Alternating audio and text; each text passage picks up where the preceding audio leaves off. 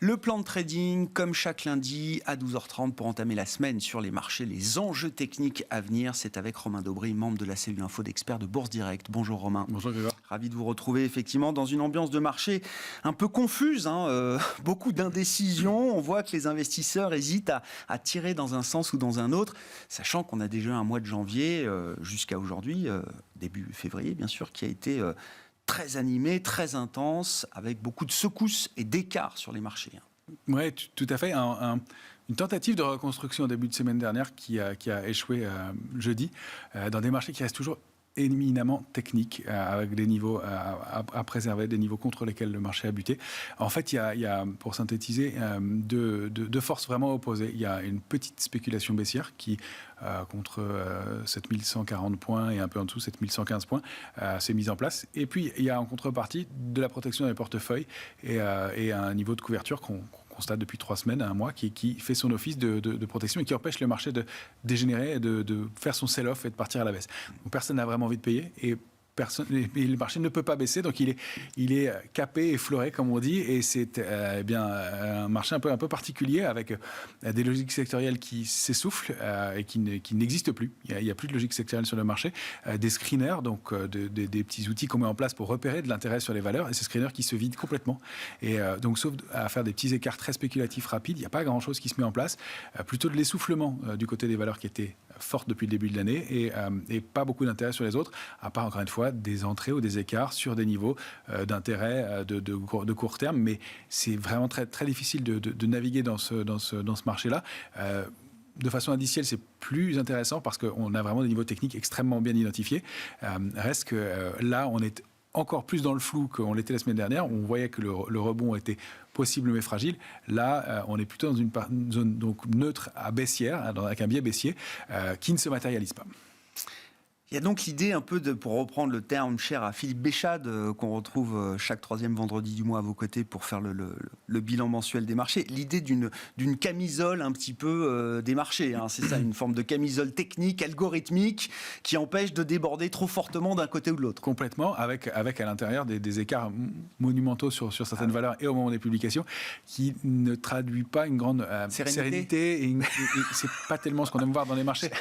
Facebook moins 25 et Amazon plus 15 le lendemain, oui, effectivement, ça montre un peu de nervosité, peut-être. C'est ça, ce ne sont pas des décisions de gestion de fonds, ça. Il y a de la spéculation derrière tout ça, il y a des arbitrages, il y a des équilibrages de positions basés sur, alors effectivement, beaucoup de positions d'options aussi. On sait qu'il y a eu beaucoup de couverture dans les portefeuilles aux États-Unis au moment de l'annonce de la hausse des taux probable, et que ça vient contrer une correction, une consolidation qui était en place, et puis de la spéculation qui vient s'ajuster à ça, donc des arbitrages liés au niveau technique, liés à ces grosses couvertures, et puis de la spéculation aussi, des ouvertures de call en début de semaine, qui sont débouclées assez rapidement sur des points hauts, donc beaucoup de spéculation. Pour l'instant, les portefeuilles sont toujours couverts, les niveaux techniques sont les mêmes, 6700, 6850, ça reste dense en option, en dessous il n'y a pas grand-chose, contre donc 7115, 7140, un peu de pression baissière, 7 à 8000 contrats futurs ouverts, légèrement détruit vendredi, ce qui veut dire que dans la journée de baisse de vendredi en Europe, enfin à Paris, il n'y a pas eu de pression baissière complémentaire et même un peu de prudence de la part des vendeurs qui n'ont pas soldé en totalité mais qui pris un peu de bénéfice.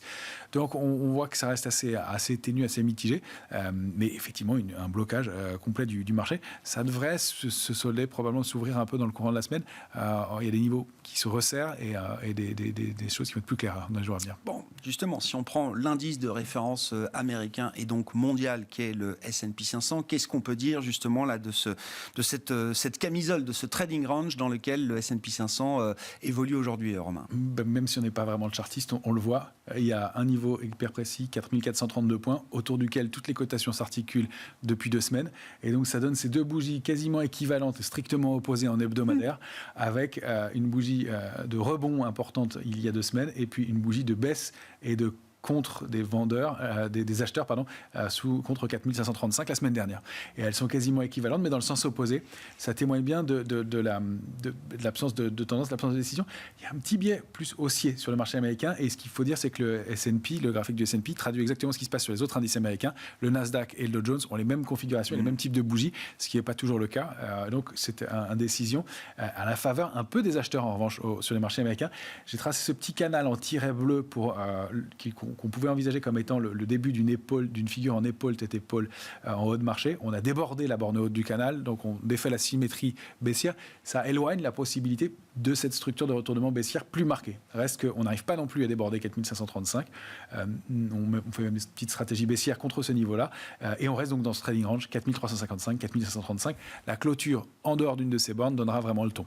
Qu'est-ce qu'on peut dire de la situation des indices européens face à celle des indices américains, si on prend l'Eurostoxx comme référence, Romain, sachant que les indices européens ont quand même mieux tenu en relatif, notamment par rapport aux indices américains depuis le début de l'année. C'est ça, et jusqu'à il y a 15 jours. Depuis, c'est moins bien.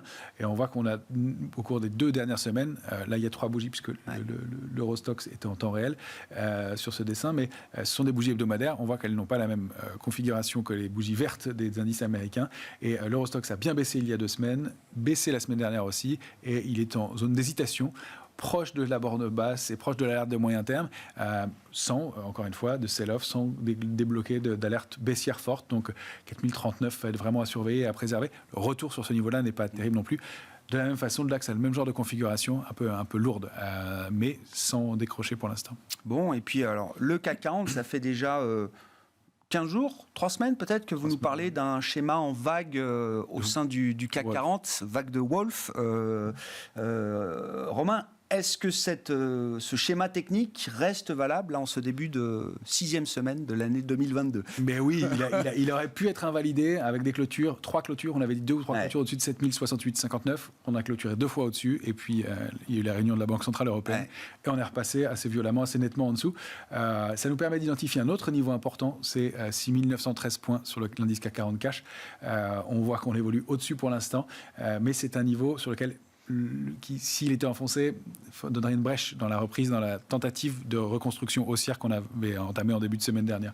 Donc, toujours les mêmes niveaux de protection dans les portefeuilles, et cette zone, c'est 6733, premier amortisseur, c'est 6733, 6831, premier amortisseur, et en dessous, très grande chance d'aller valider et d'aller finir notre vague de Wolf, qui, cette semaine, se situe un peu plus bas, puisque c'est une oblique, et donc à 6494 points. Donc elle est toujours active, elle n'est pas invalidée, cette vague de Wolf, et il faut vraiment préserver les niveaux que vous avez sous les yeux rapidement pour pouvoir reprendre de l'air. C'est une feuille de route, hein, comme vous le précisez à chaque fois, Romain, mais si on se place dans cette idée, effectivement, et de ce risque à prendre en considération, est-ce que la figure et est-ce que les vagues de Wolf nous donnent une idée du timing, peut-être, à partir duquel le CAC 40 pourrait enfoncer déjà cette première zone d'amortisseur que vous décrivez, entre 6007 et 6008, pour aller peut-être rejoindre des points beaucoup plus bas, autour des 6500 points? Normalement, ça va être assez rapide maintenant, puisque le trading range se resserre. On a deux niveaux vraiment bien identifiés, 7068,59 en haut. Échec une fois, échec 2 fois, 2 semaines d'affilée. Ça va plutôt dans le sens de la faiblesse de la tenue, la petite pression baissière dont on parlait. Ce niveau de support avec un peu de densité en dessous, à la rupture de 6913 sera déjà une marque de faiblesse. Il faut vraiment passer sous 6730 points. Probablement, dans la semaine, les publications vont être importantes du côté des entreprises en Europe et en France en particulier. Il y a le secteur bancaire qui va beaucoup publier. Ça peut venir de là, la brèche. Pourquoi ? Parce que les résultats vont être excellents, mais tout le marché le sait. Et on a des petites divergences et on arrive sur des niveaux de résistance majeurs. Donc, c'est un peu qui tout double. Soit on arrive à trouver le momentum pour continuer ce mouvement, soit il va y avoir un peu de prise de bénéfice, on va vendre la nouvelle et ça peut être le déclencheur. En tout cas, graphiquement et techniquement, il peut venir d'autres éléments extérieurs. Mais en tout cas, dans la semaine, on peut en savoir beaucoup plus.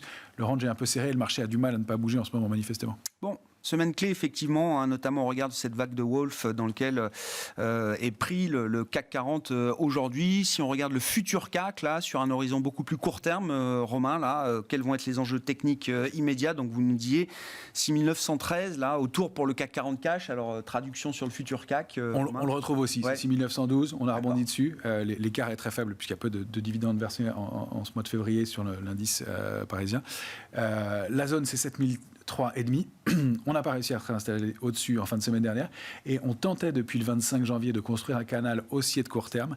On est allé chercher la borne haute juste avant la réunion de la Banque Centrale Européenne et c'était notre niveau de réactivation de tendance haussière de court terme, 7142. Donc le marché est allé vaillant se réinstaller à ce niveau-là et les commentaires manifestement de la Banque Centrale ont douché les velléités haussières. Ceci dit, il n'y avait pas de soutien dans ce mouvement, c'est ce qu'on déplorait. On y allait vraiment sur des considérations techniques avec absence de volume, diminution du volume, absence de soutien du côté des marchés dérivés et un niveau de couverture qui, au fur et à mesure qu'on montait, diminuait. Donc, on ne mettait pas toutes les chances de notre côté, puis on a construit cette figure de retournement baissière. Donc là, on est sorti de ce canal haussier. On est dans une zone vraiment importante. 6859 en bas, c'était 56,5. On l'a remonté de 2,5 points, mais 859 est important. 7003 a débordé puisque c'est le bas du canal haussier. Donc, si on réussit à repasser au-dessus de 7003,5, on n'est plus dans cette zone de tendance baissière. On repasse en zone de neutralité uniquement. Et il faudra reconstruire pour aller déborder à nouveau 7142. C'est l'enjeu de ce côté-là. Sinon, on connaît la cible, c'est la vague de Wolf.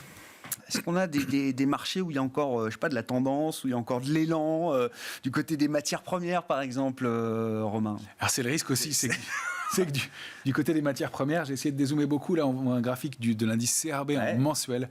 On va chercher des niveaux qui datent de 2014 maintenant sur l'indice CRB qui a fait un parcours magnifique. J'ai même dû couper le bas du graphique pour que qu'on voit quelque chose et qu'on puisse reculer un petit peu. On avait rompu cette ligne de tendance baissière qui datait de 2010. On n'en voit pas le début non plus en violet. Et on évolue au sein d'un canal haussier très net, très propre depuis maintenant plusieurs mois. C'est un canal haussier de long terme maintenant. Et on arrive à un niveau de résistance vraiment important en 21,62 avec manque de soutien, divergence et pas mal d'éléments qui plaident pour une possible consolidation. Alors, épuisement, vous dites là, peut-être. Épuisement possible.